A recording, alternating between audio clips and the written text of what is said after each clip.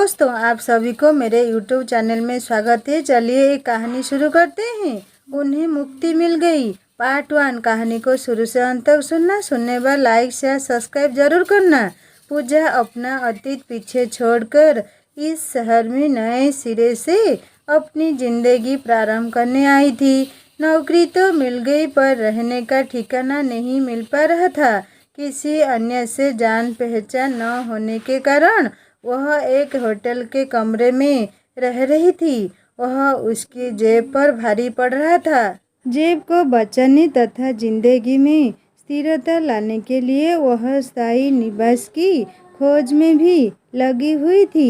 सुबह से शाम तक वह ऑफिस में काम करती तथा रात में अखबार में निकले विज्ञापन के आधार पर घर ढूंढने निकल पड़ती। कोई घर इतना महंगा होता कि उसे लगता कि अगर वह इसे लेगी तो उसकी जेब सदा के लिए छोटी ही रह जाएगी, और जो सस्ता होता उसकी लोकेशन उसके मन मुताबिक नहीं होती। जो थोड़ा अच्छा लगता वे एडवांस इतना मांगते कि जब वह अपनी बचत पर निगाह डालती तो कम लगती। अगर कहीं सब कुछ मन मुताबिक था तो अकेली लड़की जानकर गृह स्वामिनी या गृह स्वामी की भेजती निगाहें उसको अपना इरादा बदलने के लिए मजबूर कर डालती थी। एक दिन सुबह की चाय की चुस्कियों के साथ पेपर में खाली घरों के विज्ञापनों पर निराश लगा रहती थी कि एक विज्ञापन पर यहाँ पड़ी पेइंग गेस्ट के लिए लड़की चाहिए। विज्ञापन में लिखी बातें उसके अनुकूल थी। उसे लगा शायद यहाँ बात बन जाए। जगह भी ऑफिस से ज़्यादा दूर नहीं था, अतः ऑफिस के पश्चात विज्ञापित पते पर जाकर दरवाज़ा खटखटाया तो 75-80 वर्ष की एक बुद्ध महिला ने दरवाज़ा खोला। उसका महत्व सुनकर अपना परिचय देते हुए आत्मीयता से उसे अंदर बुलाते हुए कहा, आओ बेटी आओ, मेरा नाम नीलिमा गुप्ता है। तुम मुझे नीलू दादी कहकर बुला सकती हो। यहाँ सब मुझे इसी नाम से पुकारते हैं। तुम कहाँ की रहने वाली हो बेटी? जी गोंडा। तुम्हारा विवाह हो गया है? जी नहीं। वह ना चाहते हुए भी झूठ बोल गई, क्योंकि अगर वह सच कहती तो उसे उनके अन्य कई प्रश्नों से गुजरना पड़ता। तुम इस शहर में अकेली हो या कोई अन्य रिश्तेदार भी है? जी मैं अकेली इस शहर में पैर जमाने की कोशिश कर रही हूँ। घबराना मत, जिसका कोई नहीं होता उसके भगवान होते हैं। बुरा न मानो तो एक बात पूछूं? पूछिए। पूजा ने सशंकित स्वर में पूछा। बेटा, नौकरी तुम्हारा शौक है या आवश्यकता? जी आवश्यकता है। ओहो, तुम बैठो, मैं तेरे लिए कुछ खाने के लिए लेकर आती हूँ। यह बता कब सामान लेकर यहाँ आ रही है? उसके संमित असंतुलित उत्तर से संतुष्ट होने पर उन्होंने उठते हुए कहा, आप परेशान न हो, वैसे भी मेरा कुछ भी खाने पीने का मन नहीं है। मुझे कहीं और भी जाना है। अगर आप वह कमरा देखा दे तो। उनकी उम्र और लड़खड़ाती चाल को देखकर उसने उन्हें रोकते हुए कहा, कमरा भी देख लेना, मेरे हाथ की बनी कॉफ़ी पीकर तो देख। शिखा कहती थी, दादी आप बहुत अच्छी कॉफ़ी बनाती है। शिखा कौन? उनकी आत्मीयता देखकर पूजा से रहा नहीं गया और पूछ बैठी, मेरी पोती। अब कहाँ है वह? वह नहीं रही। कहते हुए वह उठ गई तथा छड़ी के सहारे वह किचन की ओर चल दी। उनकी आंखों में तीर आई नमी उससे छिप नहीं सकी। वह उनके पीछे पीछे जाना चाहती थी, पर यह सोचकर नहीं जा पाई कि पता नहीं उन्हें उसका किचन में आना पसंद आए या न आए। नीलिमा जी के जाने के पश्चात वह आंखों में ड्राइंग रूम का मुआयना करने लगी। दीवार पर विभिन्न चित्र लगे हुए थे, पर जिन चित्रों ने उसे ज़्यादा आकर्षित किया वह एक लड़की के थे। किसी में वह दुल्हन के वेश में थी तो किसी में पारंपरिक भारतीय परिधान में अपनी खूबसूरती की छटा बिखेर रही थी, तो किसी में वेस्टर्न आउटफिट में अत्याधुनिक लड़की लग रही थी, तो किसी में मॉडर्न बनी किसी वस्तु का प्रचार करती नजर आ रही थी। यह मेरी पोती शिखा है। उसे तस्वीरों से उलझा देखकर काफी उसकी ओर बढ़ाते हुए उन्होंने कहा, बहुत सुंदर थी। उसके साथ क्या हुआ जो असमय ही अपनी आदत के विपरीत पूजा पूछ बैठी? बहुत लंबी कहानी है, फिर कभी बताऊंगी। तू कह रही थी कि तुझे जल्दी है, ले कॉफी पी और बता कैसी है। स्वयं को शामिल कर समत्व भरे स्वर में कहा, अच्छी है, बहुत ही अच्छी है। पूजा ने कॉफी पीकर कहा। पूजा के कॉफी पीने के पश्चात नीलिमा जी उसे कमरा दिखाने लगी। उसे कमरे का निरीक्षण करते देख उन्होंने कहा, यह मेरी पोती शिखा का ही कमरा है। मैं इस कमरे को किसी को देना तो नहीं चाहती थी, पर अब इस बुढ़ापे में अकेले रहना डराने लगा है, अतः मैंने इश्तेहार में दे दिया।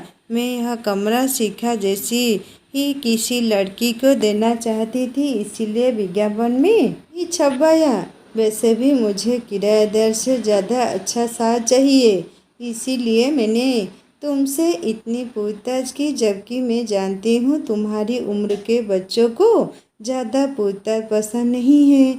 आशा है बुरा नहीं मानोगी। कहते हुए वह भावुक हो आई थी। इसमें बुरा मानने की क्या बात है? यह सब पूछना आपका हक है। आखिर कोई ऐसे ही किसी को अपने घर में नहीं रख लेता है। उसने उनके साथ चलते चलते कहा, कमरा अच्छा और हवादार लगा। अटैच बाथरूम था ही। कमरा पूरी तरह फर्निश भी था। पलंग के साथ अलमारी और स्टडी टेबल के अतिरिक्त दीवार से लगा सोफा और छोटी छोटी सी सैंडल टेबल कमरे की शोभा को दोगुनित कर रही थी। इससे भी ज़्यादा संतोष उसे रूम से सटा एक छोटा सा किचन देखकर हुआ। उसमें गैस स्टोव के अलावा माइक्रोवेव भी था। नीलिमा जी के दरवाजे से पर्दा हटाते ही कमरे से सटा एक छोटा बरामदा तथा उगते सूरज की किरण रश्मियों को कमरे में प्रवेश करते देखकर वर्षों पुराना एक स्वप्न आंखों में तीर आया। वह घर के बरामदे में बैठी उगते और डूबते सूरज को देखकर मन की भावनाओं को कागज पर उकेर रही है, या बैठकर चाय की चुस्कियों के साथ अखबार पढ़ते हुए उगते सूरज की रश्मियों में स्वयं को नहलाकर तरोताजा होकर एक अच्छे दिन का प्रारंभ करने की योजना बना रही है, पर ऐसा कभी नहीं हो पाया। यह किचन मैंने अभी यह सोचकर बनवाया है कि जिसको भी दूंगी तो वह अपनी पसंद का अगर कुछ बनाना चाहे तो बना सकेगा। गैस स्टोव और माइक्रोवेव मेरे पास एक्स्ट्रा था, इसीलिए यहाँ रखवा दिया। उसकी निगाह किचन की ओर देखकर उन्होंने कहा। नीलिमा दादी की बात सुनकर वह अपने विचारों से बाहर आई। कमरा पसंद न आने का कोई कारण नहीं था, किराया भी ज़्यादा नहीं था तथा वह एडवांस भी नहीं मांग रही थी। सबसे बड़ी बात यह थी कि उनके ममता भरे व्यवहार ने उसका मन मोह लिया था, अतः दूसरे दिन सामान शिफ्ट करने की बात कहकर वह चल दी। उसे ऑफिस भी समय से पहुंचना था। पूजा ने दूसरे दिन शिफ्ट कर लिया। वह अपना सामान कमरे में लगा ही रही थी कि नीलिमा दादी कॉफ़ी के साथ नाश्ता लेकर आ गई तथा रात के खाने का भी न्योता दे दिया। वह बड़ी भली लगी। कम से कम अनजान शहर में किसी का कंधा मिलना उसे बहुत ही अच्छा लग रहा था। दूसरे दिन इतवार था। वह अपने हफ्ते भर के कपड़े धो रही थी। आवाज़ सुनकर उन्होंने दरवाज़ा खटखटाया। उसके बाहर आने पर कहा, बेटी, हाथ से धोने की क्या आवश्यकता है? घर में मशीन है। हफ्ते में एक दिन चला लेगी तो कुछ बिगड़ नहीं जाएगा। उनकी बात सुनकर अनायास ही पूजा को वह दिन याद आया जब घर भर के ढेर सारे कपड़े धोने के पश्चात एक दिन विकास से उसने वॉशिंग मशीन खरीदने की बात कही तो जब तक विकास कुछ कह पाते उसकी सास ने ताना मारते हुए कहा, जरा से कपड़े क्या धो लिए? वॉशिंग मशीन की बात करने लगी। अगर इतनी ही नाजुक थी तो दहेज में वॉशिंग मशीन क्यों नहीं लेकर आई? पूरे दिन नौकरानी की तरह काम करवाने के बावजूद बात बात पर ताने देना उनकी आदत बन गई थी। वह माँ को ससुराल में मिल रहे कष्टों को बताकर उन्हें दुखी नहीं करना चाहती थी, किंतु रोज रोज उनकी जली कटी बातें सुनकर उसके सब्र का बांध टूटने लगा था। रक्षाबंधन पर उसका भाई उसे लेने आया, पर पहुंचकर उसने माँ को सारी बातें बताई तो उन्होंने कहा, सब्र कर बेटी, समय के साथ साथ सब ठीक हो जाएगी। यह बात अवश्य है। जितना उन्होंने मांगा था हम दे नहीं पाए, पर चिंता न कर, धीरे धीरे हम उनकी सब मांगों को पूरा कर देंगे। सब ठीक कहाँ हो पाया था? न माँ पिताजी उनकी नित बढ़ती मांगों को पूरा कर पाए और न ही सासू माँ की ज्यादतियाँ कम हुई। हालात ऐसे बने कि उन्होंने उसके कहीं आने जाने पर भी पाबंदी लगा दी। दुख तो तब होता जब अपने छोटे मोटे खर्चों के लिए भी उसे उनसे पैसे मांगने पड़ते, क्योंकि विकास अपना सारा वेतन अपनी माँ को ही देते थे। सारा काम करवाने के बावजूद खाना उसे ऐसे पकड़ा जाता मानो वह इसकी हकदार नहीं है। फल दूध खाए पिए तो उसे बरसों बीत गए थे। जब वह गर्भवती हुई तब उसके प्रति सासू माँ के व्यवहार में अवश्य परिवर्तन आया था, किंतु इतिहास तो तब हुई जब उसने बेटी को जन्म दिया। वह दर्द से तड़पता रही थी। सांत्वना के दो शब्द कहने की बजाय उन्होंने चिल्लाकर कहा, ज़्यादा मुँह मत फाड़, कोई बेटा नहीं जन्मा है जो कोई तेरे नाज नखरे उठाए। चीख मुँह में ही दबकर रह गई तथा आंखों से आंसू निकल पड़े। विकास भी अपनी माँ की ही तरह थे। माँ के मुँह से निकला वाक्य मानो उनके लिए ब्रह्म वाक्य था। बेटी दूध के लिए रोती रहती और वह उसे काम में उलझाए रखती। कोई औरत इतनी संवेदनहीन भी हो सकती है? वह सोच भी नहीं सकती थी। बहू तो बहू, अपनी पोती से भी उन्हें प्यार नहीं था। एक बार विकास कहीं दूर पर गए हुए थे। इसी बीच पुत्री आकांक्षा को ज्वर हो गया। वह बुखार से तड़प रही थी और वह घरेलू इलाज करवाती रही। बच्ची को दर्द से तड़पता देखकर करुण स्वर में उसने न जाने कितनी बार उनसे कहा, माँ जी, इसे डॉक्टर को दिखा दे। वह नहीं मानी। इलाज के अभाव में एक रात वह मासूम चल बसी।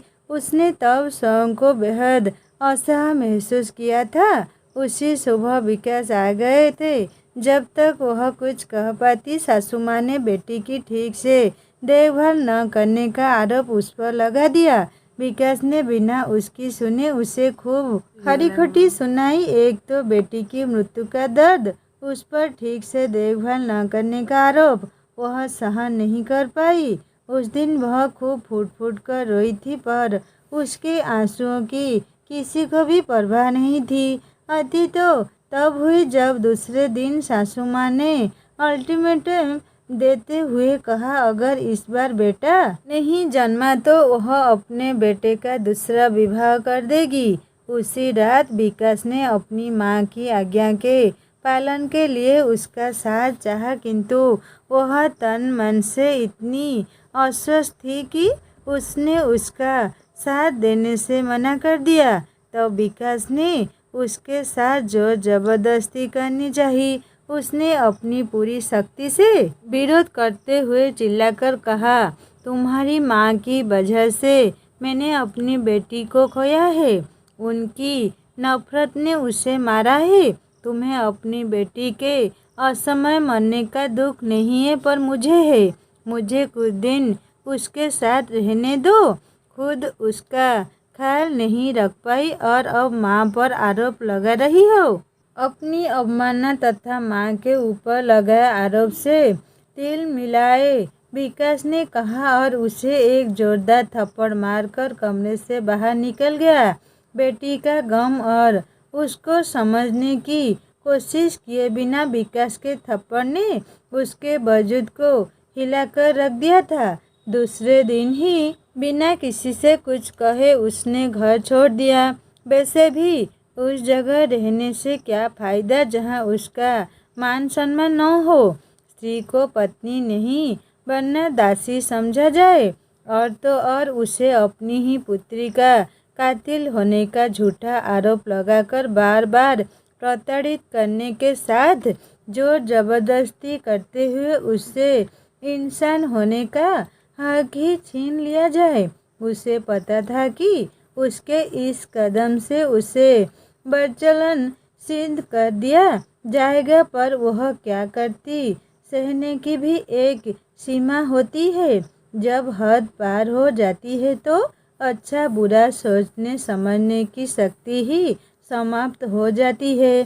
तो विद्रोह का ऐसा ज्वालामुखी फूट पड़ता है जिसमें लगता है या तो स्वयं को जला ले या दूसरों को। ऐसा करके वह अपनी जिंदगी तबाह नहीं करना चाहती थी।